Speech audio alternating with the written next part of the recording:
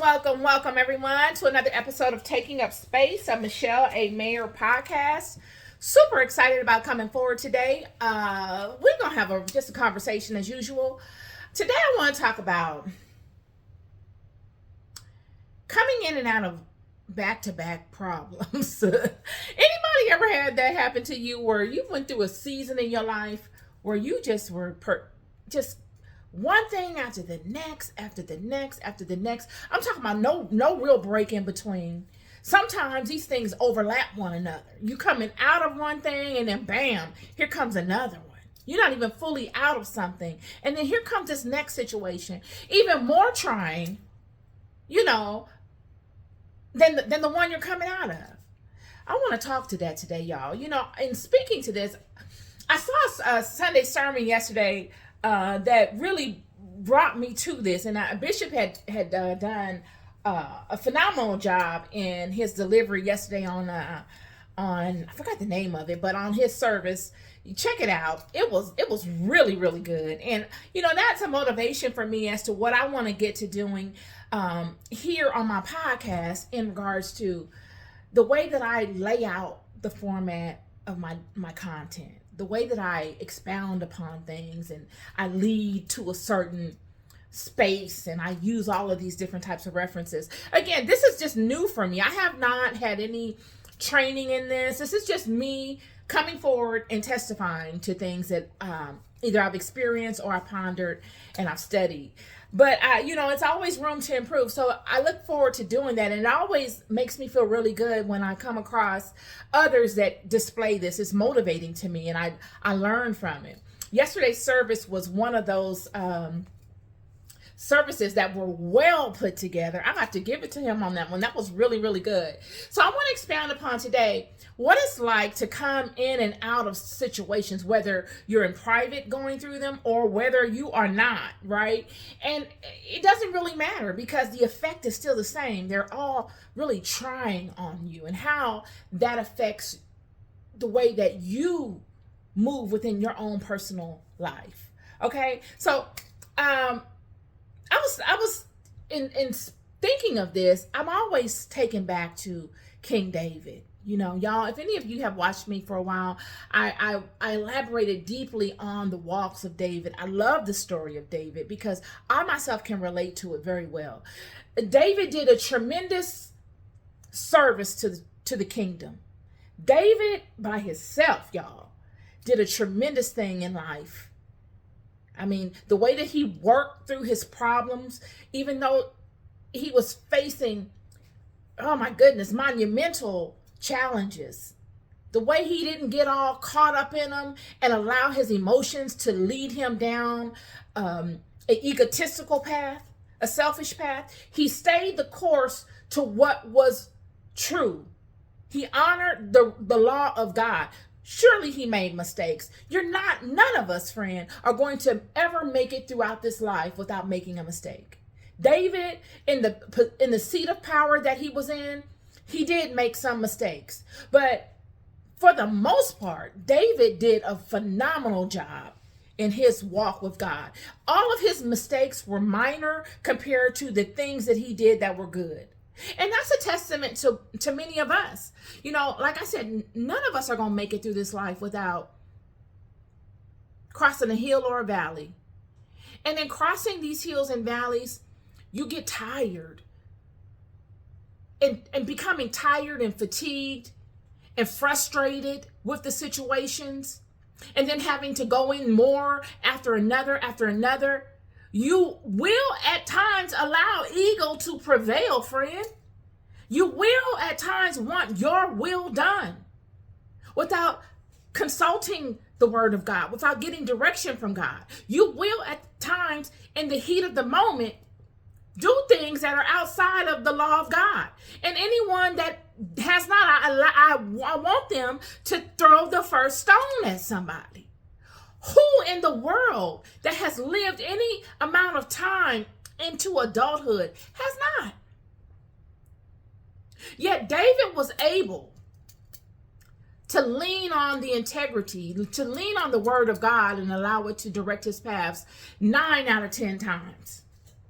And see, that's what I say when I in my philosophy, that you have to put in goodness into the world.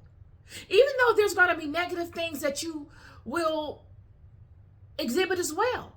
But does your goodness outweigh the negative? Because in my mind, friend, from what I pondered thus far in life, that matters. That is the setup of this thing. It is, what have your actions been like? Do your actions have a more of a positive impact in this life than the negative? What have you done with the blessings that I've given you? Have you hoarded them all to yourself? Or have you been useful with them in the world? Have you allowed others to benefit from them? Or has it just been about you? Have you just been able to stockpile riches from all the blessings that I've given you and parade yourself around as if you're better than everyone else? And slay and overstep boundaries with people just so that you can stay in a level of comfort of the riches I've given you? Or have you been able to check yourself along the way to keep you in alignment and to allow someone else to benefit from the gifts that God has bestowed upon you? This is the king. I want to tell you, friend, I was thinking about this and I thought, if anybody were to watch David's entire walk, you would micromanage it. You would micromanage it. If the Bible spoke to everything that David went through along his way, you will probably find significant flaws. You would. You think David was hunted, disrespected by his family? You think they didn't have arguments in his family? You don't think he knew he was being outcast by his father and his brothers? Do you not think that they ever along the way throughout his entire life had a family dispute surrounding the way that David was being treated by them? You don't think that? Do you think that David didn't have problems with people along the way while he was being hunted by Saul? You don't think that? See, friend, if you watch something long enough, you can build any type of case against it. It depends on your intention. If you watch something long enough, you can come to any type of end result that you choose.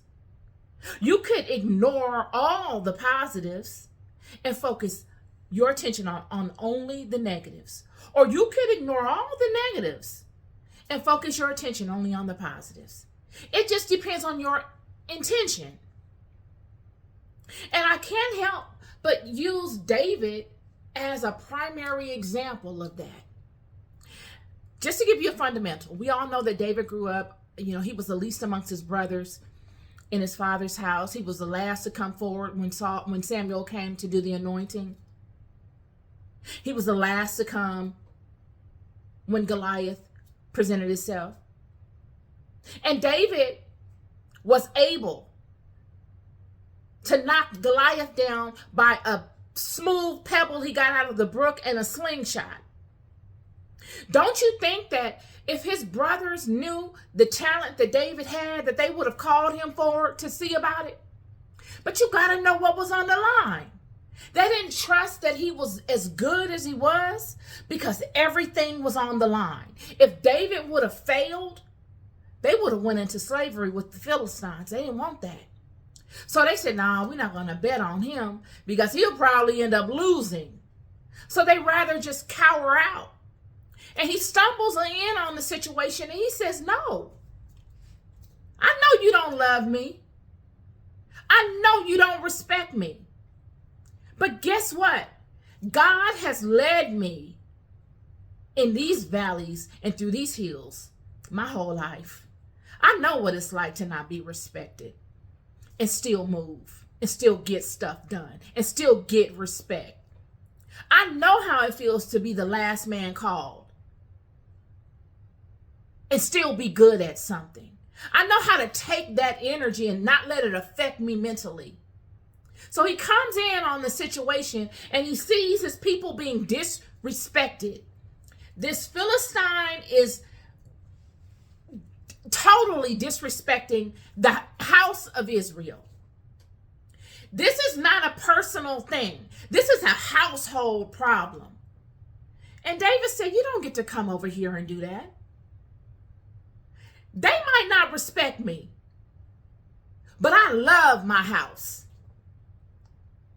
We might have some internal problems over here. And you know what? We're going to work through them. But today, you don't get to come over here and disrespect the ancestry of my house. Because if you talk about them, you're talking about me. And if you're talking about me, you're talking about all of the people that have come before me. And that you don't get to do. This is David. This is the part. David didn't come forward because he was trying to be popular or because he wanted to make a name for himself so Israel could accept him. David was accepted by the people before he came forward with this Philistine. David was a people's person before this. He was a shepherd. He just wasn't a king per se. He was a king, but he was not put in the castle. How many of you are kings? You're just not in the big house. You are a king in your own right. You are a king in your own temple, in your own facility. And you go about life moving as a king and a queen. There's many of you. Yet you don't get the respect. And it don't bother you.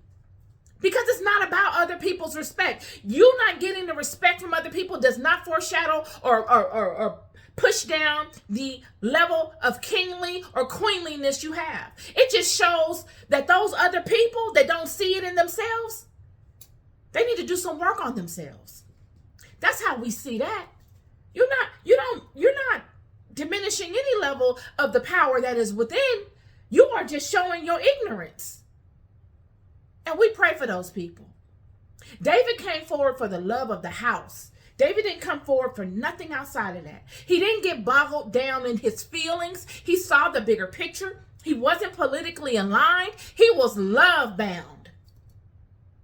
David knows his history and he honors his house. He honors his legacy and he loves his house. He knocks the Philistine down. The people are rejoicing. They out there dancing because David knew how to dance. He knew how to play music. Now, when they say that they're out there dancing, David wasn't just out there dancing, y'all, because he liked, the music. This is a highly spiritual time. It's nothing like now. These people, when they got out there and they danced, they were out there dancing, praising their God. They out there dancing, showing reverence to the ancestral line of their house. This is David, because David knew that it was not by his might that he was able to knock that Philistine down. David knows the recipe. David said it was by God. And he's out there jumping up and down and dancing and singing, and he's just conjuring that energy. That's what dance is for. This is the meaning of dance. It's a conjure.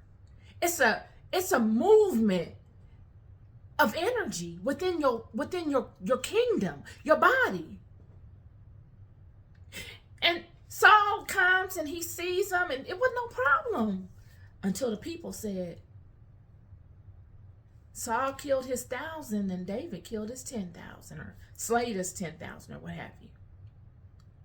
Now, I don't want to get into all of the details of it, but background on Saul. Saul wasn't a people's person. Saul was, he was the first king of Israel. No one had done it before Saul, so you got to give him some grace in that. He didn't really know what to do because he was put there without really owning that role. He didn't love it.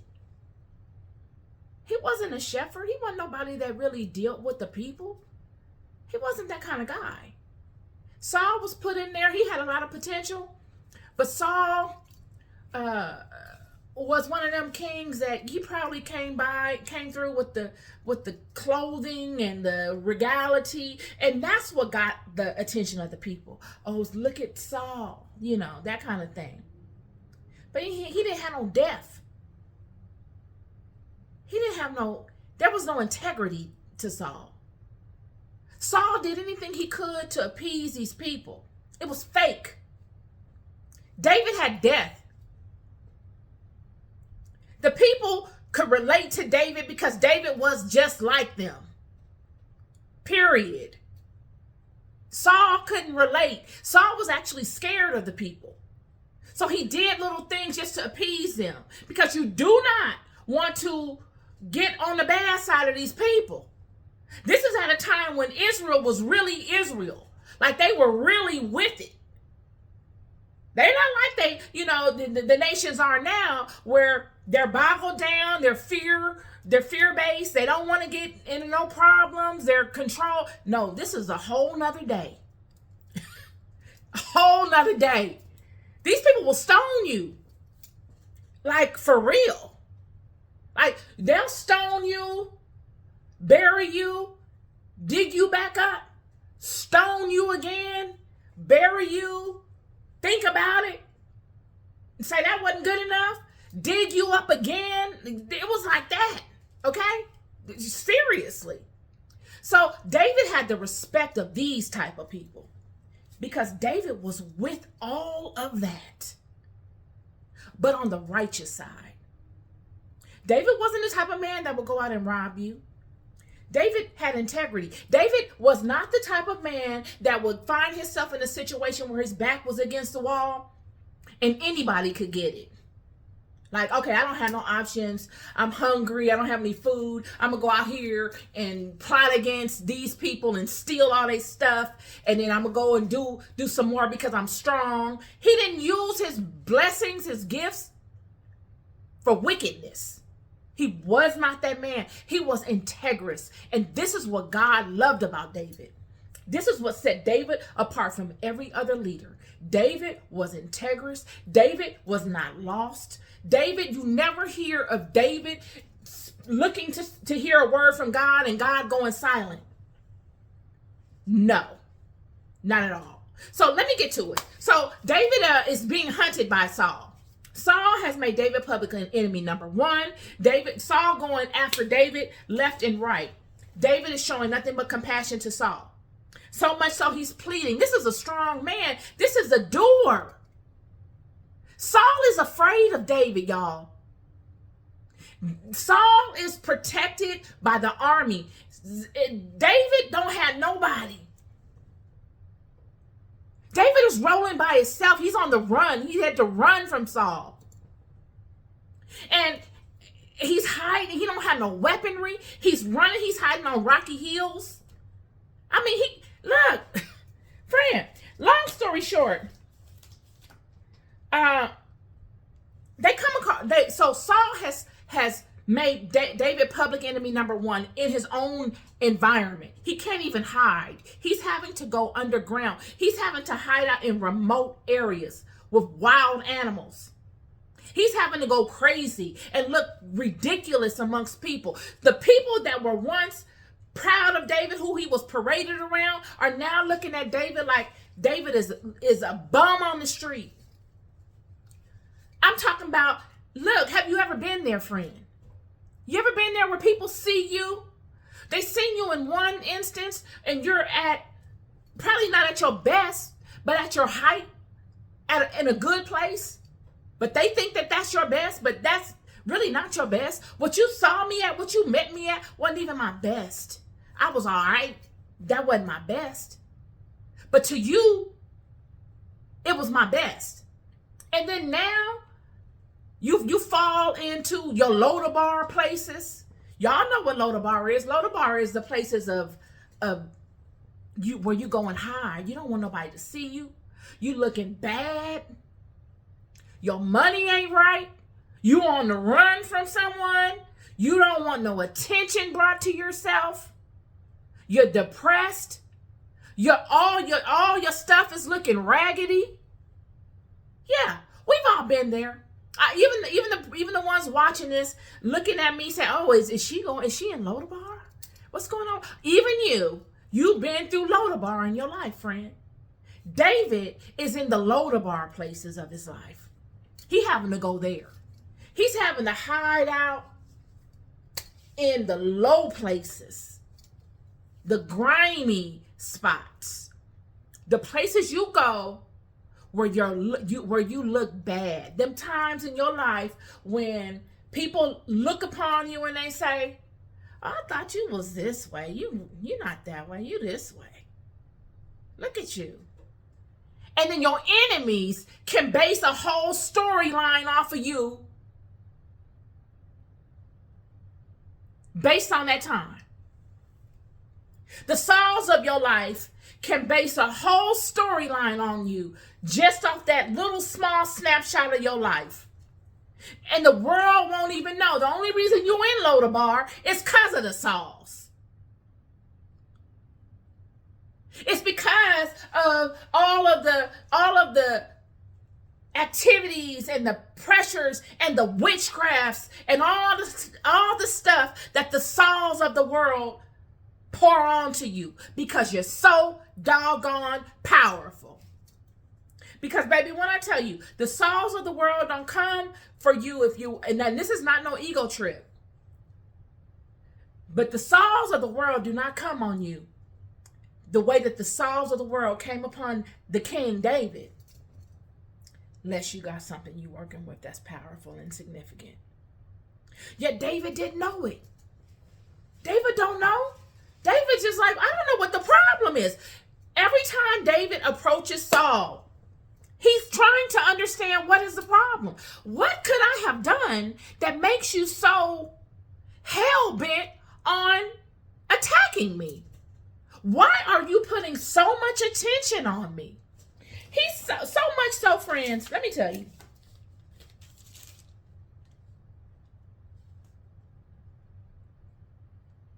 Hold on. So much so that, hold on. And see, I knew I was going to do this. I'm not about to be going through this today. But so much so that he even said something about a gnat. Oh, here we go. Let's see, I've done. Something about a gnat. Like you went and sought me like someone looking for a flea in a partridge field. You know how far a small a flea is? He's saying you have searched high and low for me. You have put so much effort into finding me that I don't understand why you've done this. What have I done to you? David, here we go. He says, now therefore let not my blood fall on the earth before the face of the Lord. For the king of Israel is come out to seek a flea, as when one doeth hunt a partridge in the mountains. Friend, he's saying you have searched high and low to find a way to harm me. I mean, you've invested so much into creating this whole storyline on me, little old me, and I haven't done anything to you. And if I did, what could I have done that would justify all of this? I'm talking about day and night, every single day, for years. David is trying to find reason in a psychotic individual. How many of us have spent time trying to find reason with psychotic situations? Situations that we will never figure out because they're not based on anything but fear. David's situation with Saul has to do with Saul being afraid. Because Saul is king, but Saul is not a stable king. Saul is a king just with a name. He has no presence. The people do not respect him. They don't even fear him. He fears the people. And because he fears the people, he will do anything he has to do to stay in power. Because if he ever loses power, he will be afraid that all that he has done to people, all that he has allowed himself to do to obtain power, win the respect of nations, win the respect of the people, will be done unto him. That's it. Saul and all of his people, this is the energy of these people. They are power hungry. They want so badly to stay in a place of power that they don't know what they would do if they were not in that. They have nothing else. They've built everything up that they are resting on the facade of power. With so much so that without the power, they are the ones that really feel worthless. So they project this worthless type of energy, this energy of disrespect and overstepping of boundaries and all these things that they would never want for themselves on David and other people, just so that they can feel that they could keep that level of power. And this is what David is wrestling with. And he's saying, I'm not even thinking about you, friend. I don't care what y'all got going on. I never asked for this. I didn't even know Samuel. I didn't know Samuel came to my house and he didn't even want to speak to me. My dad and my brothers all came before him. I wasn't even at home. Okay? I wasn't even interested enough. Nor did they even want to call me in on this. So it wasn't like I was looking for this. So don't think I'm your enemy wanting to take your place, because I do not.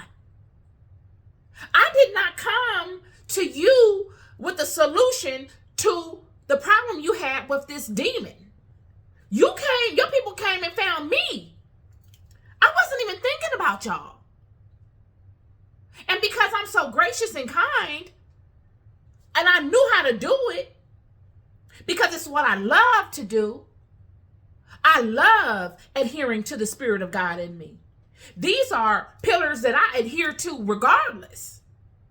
None of this have I learned. Nothing new have I learned from being up under you.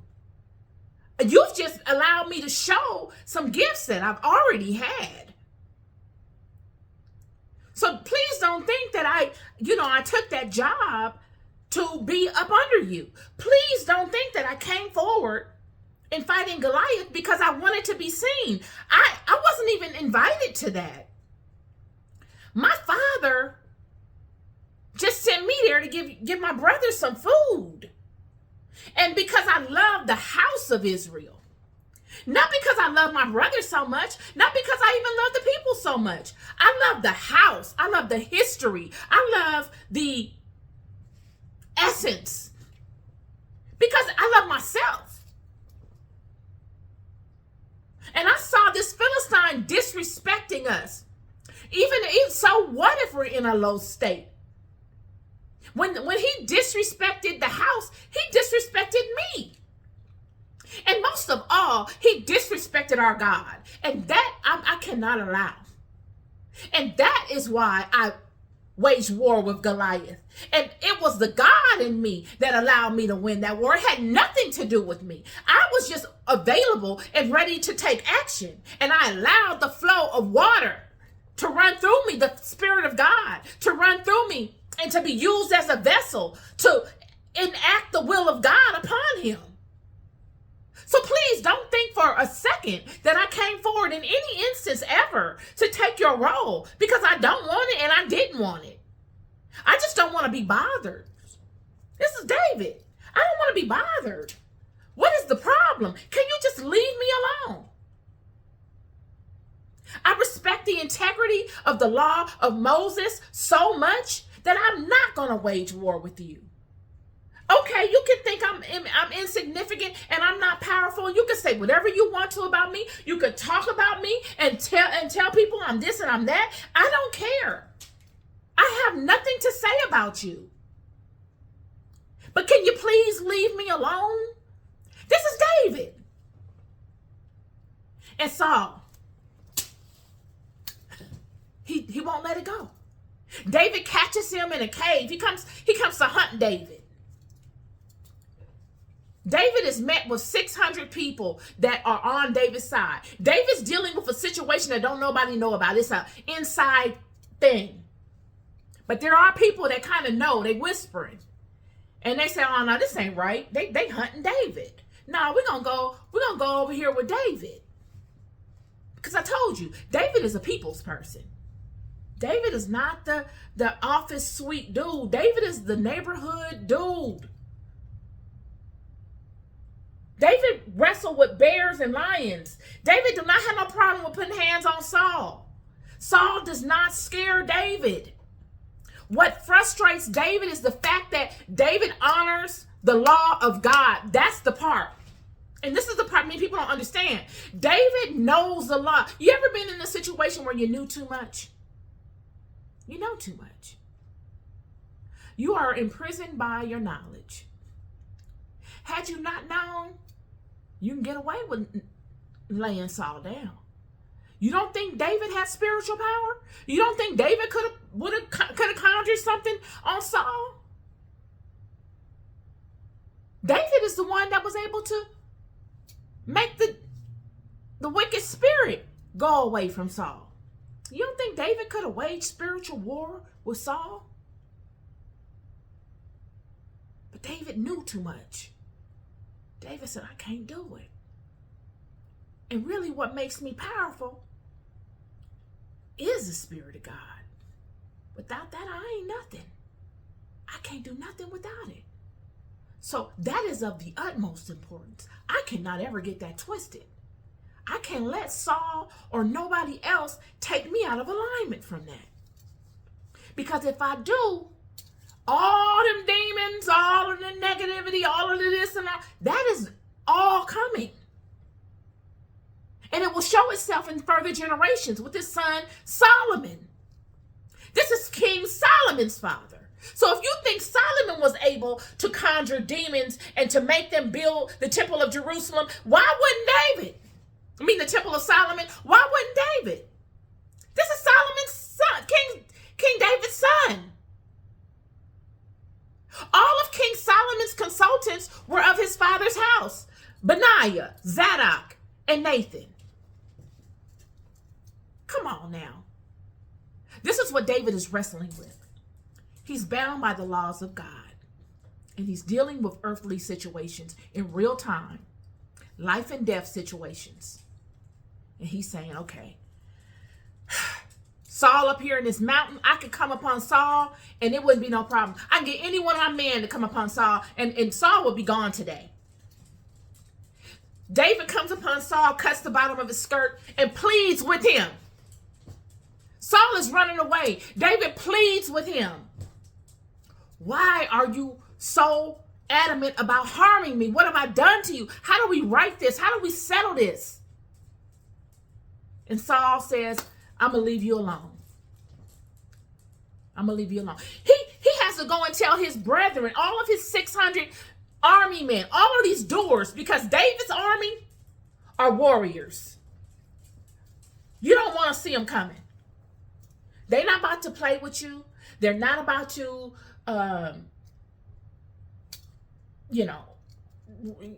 debate. They're getting it done. This is how David is, y'all. That's why I love David. Love him. When you listen to this story, and he goes and he tells them, no, we cannot do this. Let me tell you why. It looked like we got the advantage here. But this is how the enemy moves. Everything is a test. Don't ever forget that. We do not fall out of alignment for a temporary satisfaction. It's bigger than Saul. Saul is nobody.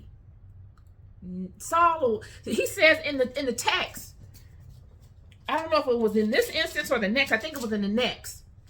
He says it's bigger than Saul. Don't worry about it. Now, him doing that in itself could have cost David the respect of his men. He could have been looked upon as weak.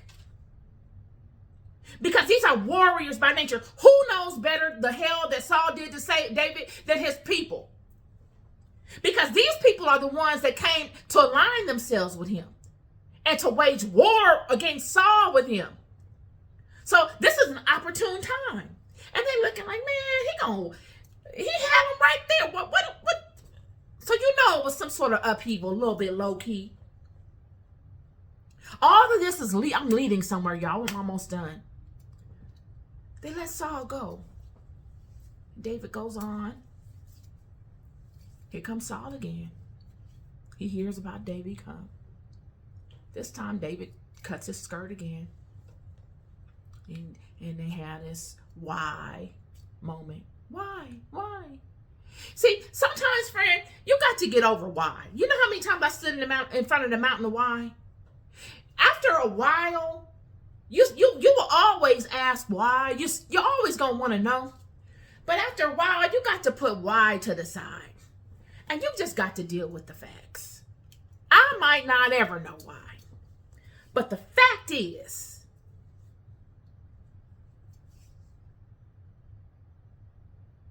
I have the power to distinguish how this thing go. That's where you get to after you get out of why. And that's what David does. He says, Saul walks off after this next instance when he cuts the skirt. And he says, you have more love for me than I would have had for you. All the sob story. He lets Saul go, and David says it. He says, either he gonna have to go. Either somebody gonna get him, or he gonna fall into a natural problem and he gonna be taken out. David knew it. He saw it. How many of us see things? Friend, I be seeing things, friend. I'm telling you. And they come in the most subtle ways. It's a feeling. I don't know if it's more of a thought than a feeling. It's not a thought a lot of times. It's a feeling. And that's possibly what David experienced. You know, when he saw,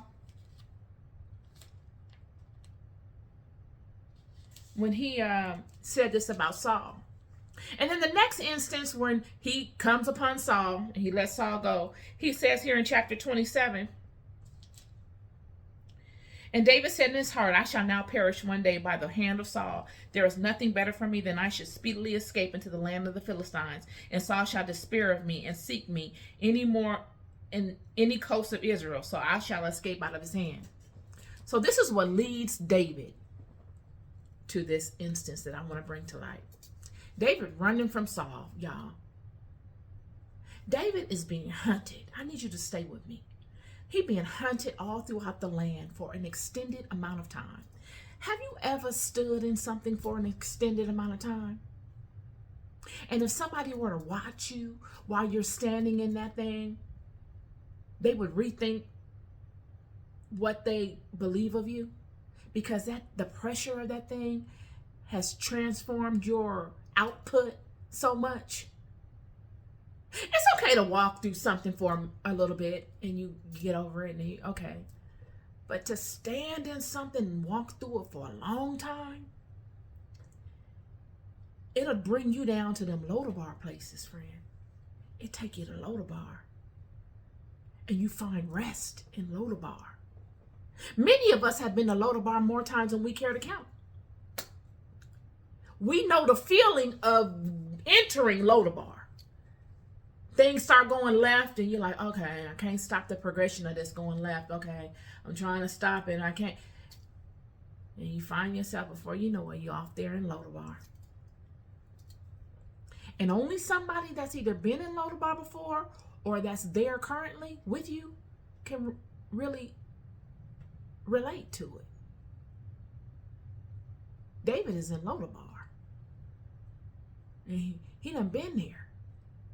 He's moving through Lodabar. But he's not letting himself get relaxed in Lodabar. This is the beauty of it. God is keeping him on the move. See, that's the thing with Lodabar. You got to stay on the move. If you relax and you start to sit and think too long and you don't make no moves, Lodabar becomes normal. And your whole life begin to look like Lodabar. You might have been a palace person. You might have been even a field person, but in a big tent. Now you in Lodabar. Depressed. No motivation. Confused. Sad. Mad. Short-tempered. Real angry friend. Angry friend, for real. Overindulging. And wondering why. David's on the move. So much that he ends up going to the enemy's camp, the Philistines. And he seeks the individual. Long story short, he partners up with an individual. And he says, you know what? Israel does not love me. All that I have done for Israel, and look at where I'm at. Surely I got these 600, but these 600, if I move wrong, they will get after me too. So all of these people that have come to me in support really are, yeah, they support me, but they support me with a clause. They support me if I aspire to what looks good. If I keep giving Saul these passes, I'm going to look like I'm punking out and I don't have no heart. And they're not going to want to be close to me. Because they think heart is acting off of ego. And heart is not. And I'm trying to show them that it's not. But I keep taking these L's every time I move on Saul. Because God has not given me a green light to act. And they're looking at me like, well, what is the problem? They're looking at me as if the times that I could have acted and I didn't do so because I was afraid. When really I didn't do so because I know better. Because I know I didn't get a word from God. And I know if I would have acted on it, it would have led me down a path of perdition. But I can't really keep selling them on this concept. Because these are people that like to see a sign. These are people that like to see a wonder. And they can only see so much before they come to a conclusion on you. I got a lot of naysayers out there speaking all kind of stuff about me. Based upon what they see. But they don't know like I know. And I can't really convince them of it because I'm not in a strong position. I ain't had no wins. I just been letting Saul get passes. So David goes, he's up in with the Philistines. He partners up with this dude and then he says, okay, I'm going to get my brethren to be part of your army. We're going to go to war with you and the Philistines. He's saying now, buck it. Israel doesn't want to accept me. They're going to allow this to happen. Buck them. They don't get me. They don't get what I offer. They don't deserve nothing I have to offer them because they don't love me. I love them more than they love me. I'm done with this. I'll take the side of their enemies. I'll use my gift to bless my enemy's house. Because they've left me by myself. They've allowed this to happen to me. My own house. My own brethren and sisters. Nobody in my house had enough power or enough wherewithal to put a stop to this. And I'm tired of giving passes because I honor my house so much and because I know from whence I get my power. I'm not going to do this no more. I'm linking up. I'm linking up. I'm linking up with with the Philistines, pretty much. I'm gonna go to war with the Philistines on their side, on the side of the army that's linked up with them. Philistines come to Amalek. What's his name? Amalek. Aphek. And said, "No, we're not gonna go to war with y'all. You got to get rid of David and the Israelites, because everybody sees David as an Israelite, even though they don't know what's going on internally within the house of Israel. This is an internal problem that the other nations don't know about.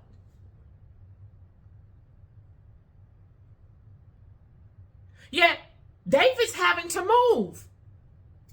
So now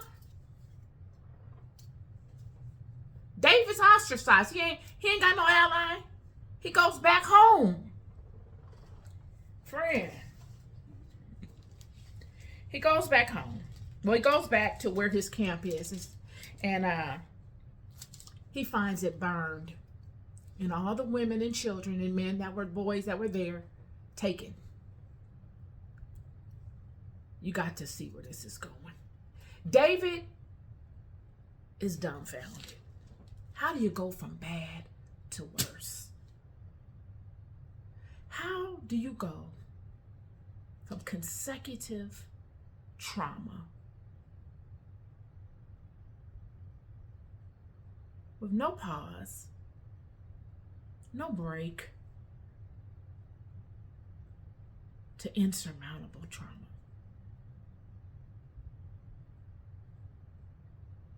It said that the people were weeping. These are warriors. They done came, traveled.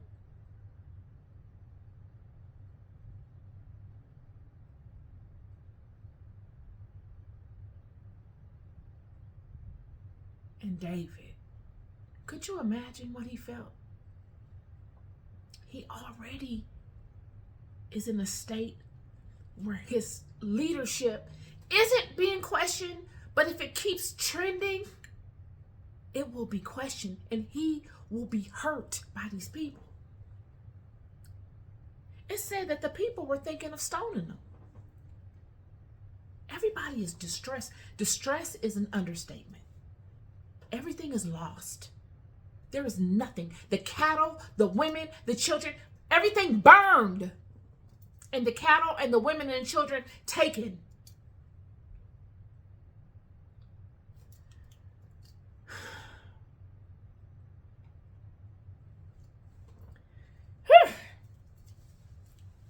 Yeah. And it says,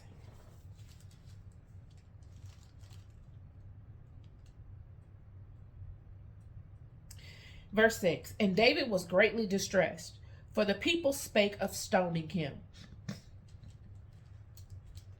because the soul of all the people was grieved, every man for his sons and for his daughters. But David encouraged himself in the Lord his God. Yo.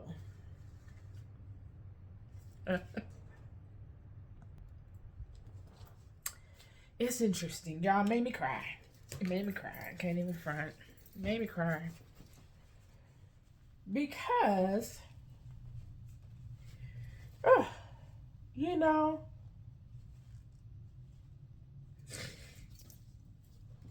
you ever get to a place where you got to encourage yourself?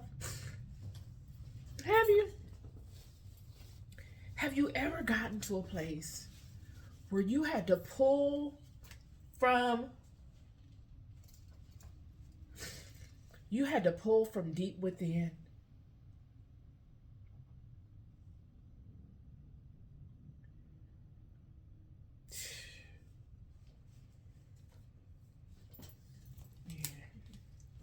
You had to pull from deep within that which you, I don't even want to say you didn't know it was there, but that which you don't pull from usually. You know, that reserve tank that you don't normally get to because it never gets that low. That's where David is, y'all. He's having to pull from that reserve tank. And this is what I say this is what I mean when I say, you know, like you know, like you know, like you know. Everything is against him at this point. It's that noise that goes, everything goes silent. It's like you're watching it, but you hear nothing. You see everything, but you hear nothing. And it's that stillness.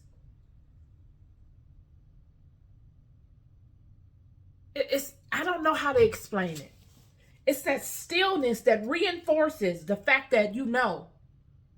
It said that he encouraged himself in the Lord his God. He remembered. I know this. I don't care what this looks like. I don't know what's going on here, and I don't care. But I've tapped into my reserve, and it's taking me into overdrive. You're going to have to show me. I done came out of hell and high water. And I've already felt the worst. I've already felt the worst. So go on and do what you got to do. But I'm coming to get what is mine.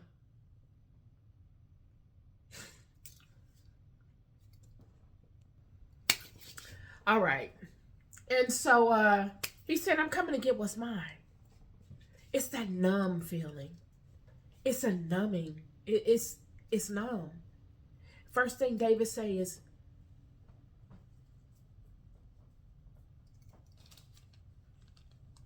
where is Abiathar? Tell Abiathar to bring me the ephod. This was on my spirit last week. I had been thinking about this. And then Bishop did the thing on this. And he said, tell Abiathar to bring me the ephod. I got to I need to hear some tangible answers. And he asked God some questions about if he goes forward. And he says, and David inquired after the Lord, saying, shall I pursue after this troop? Shall I overtake them? And he answered him, pursue, for thou shalt surely overtake them, and without fail recover all. That's all he needed to hear. When I'm telling you, when you get your word from God, friend, it come like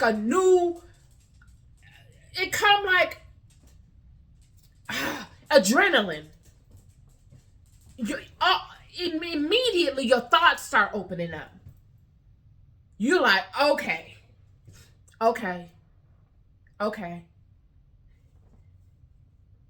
And so David went, he and 600 men that were with him, and came to the brook Besor, where those that were left stayed behind. He took 400 with him, left 2. And they found an Egyptian, okay? The Egyptian, this goes to show what I'm telling you. So they found an Egyptian that was left by the Amalekites.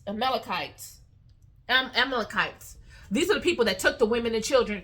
And they left this Egyptian because he got sick. They had no loyalty to this Egyptian after he had done so much for them. And they found him, and they fed him, and they helped him. And they said, look, can you give us this information as to where they are? He was like, yes, as long as you don't kill me. He didn't have no loyalty to them. I'm telling you, loyalty will take you places money can't buy. Because, friend, a lot of times in life, it ain't about money. It's about relationships. It's about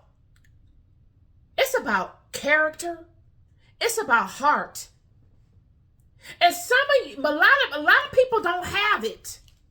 And the only time you find out who has it is in these kind of situations, friend. These situations show you exactly what's cracking. It shows you exactly who's who and what is what. And a lot of times, many of you, Sauls of the world, you'll find yourself in these situations,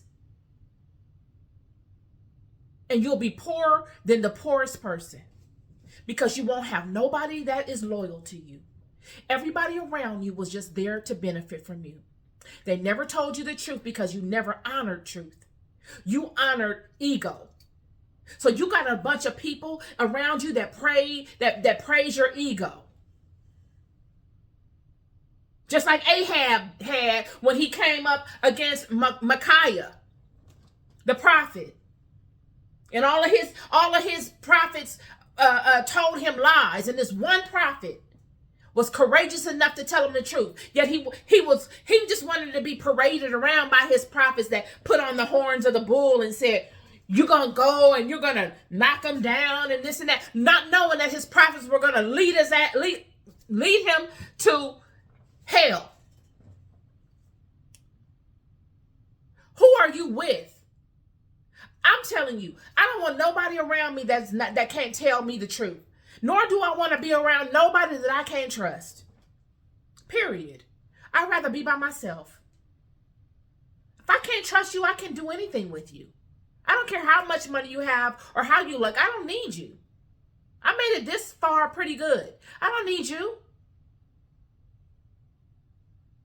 This is what's going on with this Egyptian.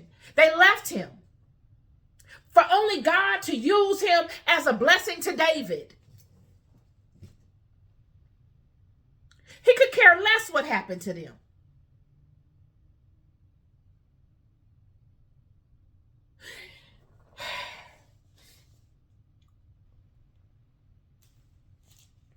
Nonetheless, David comes upon them after he got the word from God, friend. David was sure of himself. And everything lined up. But had David not gotten that ephod, would it have lined up? Had David not consulted God? And this was how David moved. David didn't do nothing without consulting God first. David didn't let his emotions overpower him and misdirect him. David stayed in alignment. David stayed true to his alignment. He didn't let nothing overshadow it. Surely when the Amalekites came upon his family, all of the family of the nation that he was with, and took everything that mattered. Friend, the women and the children are all that matters. What is there outside of that? They took everything. And David could have easily said, oh, heck no. He could have easily got on a horse and just, let's go. This is a warrior. These are warriors. These are warriors. So it would have been easy to do that. I'm sure he wanted to do that. I'm sure his spirit encouraged him to do that. But he controlled himself. And it said, but David encouraged himself in the Lord his God. He didn't let it blow him. And the first thing he did, what did he do? He went and he got a word from God. Which way do I go? What are we up to? Is this it for me? Is this you calling me home? Prepare a table for me if you calling me home. But if not, what is the move? What is the move? And when Abiathar, who was smart, this is why I say, who are you with? Had Abiathar not took the ephod, what would he have had? It was Abiathar that thought enough to bring the ephod. David didn't tell Abiathar to bring that. Yo, nonetheless,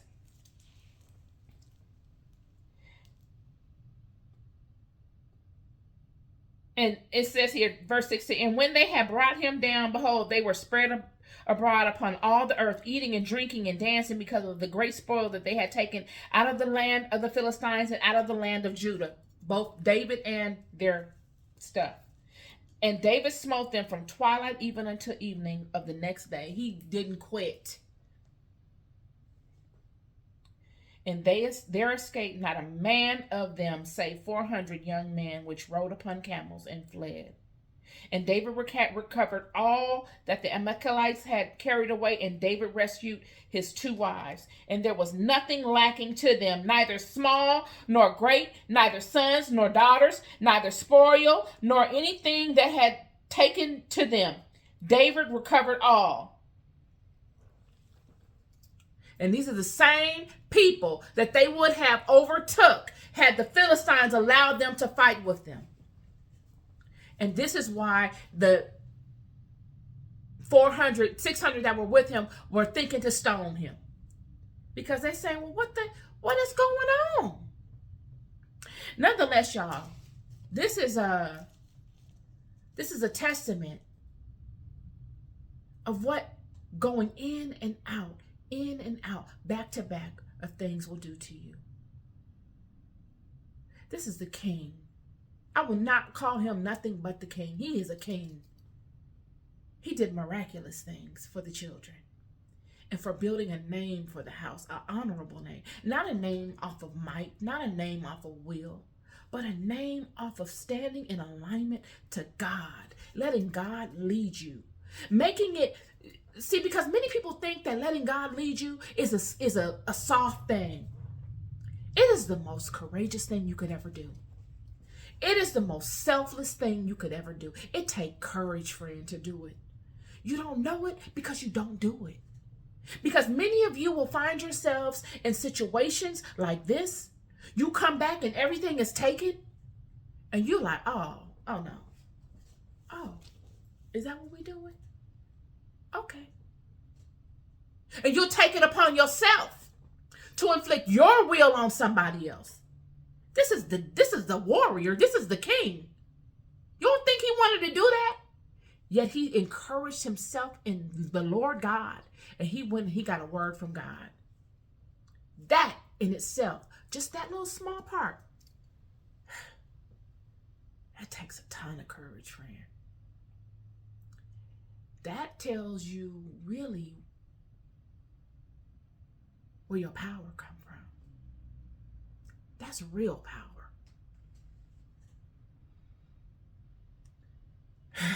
This is my podcast conversation for you. Today it was more of a Bible study, but it is what it is. I love y'all. Be good to yourselves and be good to each other. Peace and love.